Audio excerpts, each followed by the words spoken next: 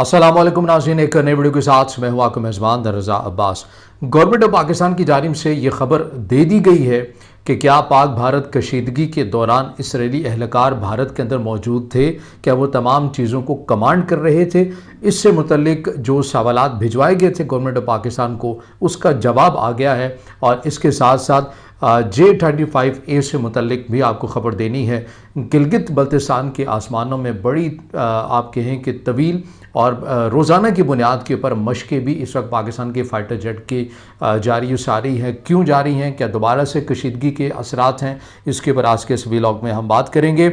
मगर उससे पहले आपसे दरख्वास्त कि वीडियो को लाइक और चैनल को सब्सक्राइब ज़रूर कीजिएगा। तो बढ़ते हैं पहली खबर के ऊपर हम बात कर लेते हैं। आपको ये याद होगा कि पाकिस्तान और चीन मुश्तरका तौर के ऊपर फ़ाइटर जेट बना रहे हैं। उसमें JF-17 भी है, उसमें J-10C भी था। कुछ आप ये कहें कि मुकम्मल तौर के ऊपर चाइना बनाता हुआ नज़र आया। कुछ ऐसे प्रोजेक्ट हैं जो पाकिस्तान और चीन मिलकर आपको बनाते हुए नज़र आ रहे हैं।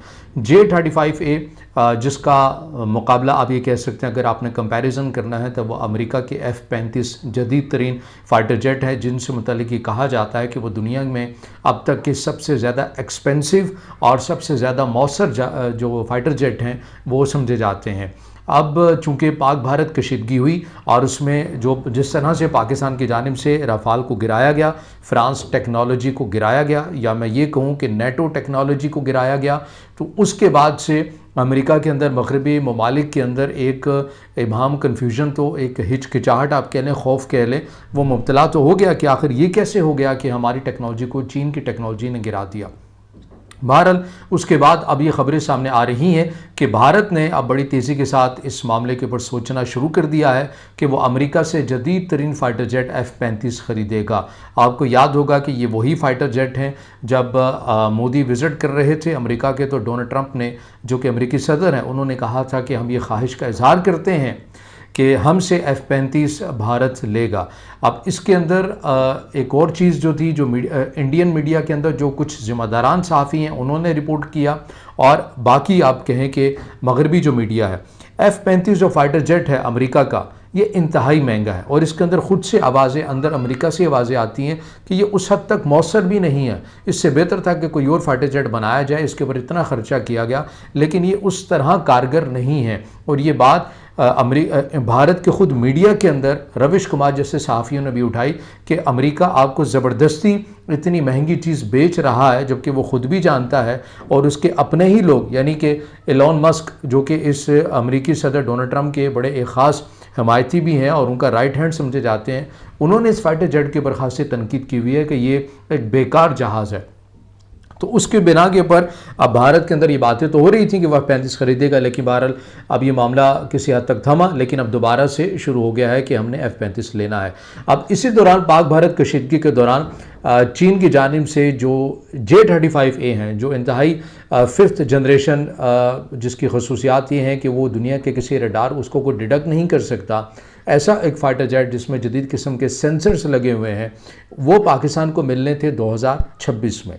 लेकिन चूंकि अब ये जो माहौल बना, पाक भारत कशीदगी हुई और अब भारत अपनी दिलचस्पी का इजहार कर रहा है अमेरिका के साथ F-35 लेने के ऊपर, तो अब इसमें चाइना ने आगे बढ़कर पाकिस्तान को J-35A वक्त से पहले, तकरीबन 6 माह पहले देने का ही फैसला कर लिया है। कहा यह जा रहा है कि इस साल के दरमियानी किसी अगस्त या सितंबर तक पाकिस्तान को पहली खेप जो J-35A की है वो मिल जाएगी। और इस हवाले से पाकिस्तान का पहला बैच ऑलरेडी ही चाइना के अंदर प्रैक्टिस भी कर रहा है ताकि वो इस टेक्नोलॉजी को सीख सके, समझ सके। और जो मैंने बात की ही कि गिलगित बल्तिस्तान के अंदर जो बड़ी तेज़ी के साथ मशक़ें जारी हैं, परवाज़ें हो रही हैं, वो यही फ़ाइटर जेट हैं। पाकिस्तान और चीन के जो आप ये कहें कि एयरफोर्स है, वो मिलकर तमाम जो मशक़ें आपको करते हुए नज़र आ रहे हैं। और मकसद ये है कि पाकिस्तान के जो पायलट्स हैं उन्हें इस टेक्नोलॉजी से मुतल्लिक बताना है, सिखाना है और उन्हें इसके साथ हम आहंग करना है। अब ये खटका तो है भारत के लिए, भारत भी ज़ाहिर है देख रहा है कि पाकिस्तान को जो अगले साल मिलने थे वो इस साल मिल रहे हैं। और इसमें एक और बड़ी दिलचस्प बात यह है कि तकरीबन 50% रियायत की कमी के ऊपर आप इनको मिल रहा है, यानी 50% डिस्काउंट दिया है चाइना ने पाकिस्तान को इन तैयारों के ऊपर। तो आप खुद अंदाज़ा लगाइए कि ये पाकिस्तान के लिए किस हद तक एक एडवांटेज भी है, और ख़ुद चाइना कितना खुश आपको नज़र आता है पाकिस्तान के साथ। तो ये एक तो डेट आ गई हमारे सामने कि वस्त में तकरीबन अगस्त या सितंबर की बात की जा रही है कि पाकिस्तान को पहली खेप J-35A की मिल जाएगी, और उससे अगली जो खेप है वो अगले साल के शुरू में, आगाज़ में ही पाकिस्तान को दे दी जाएगी। अब बात कर लेते हैं दूसरी बड़ी अहम और हसास खबर के ऊपर।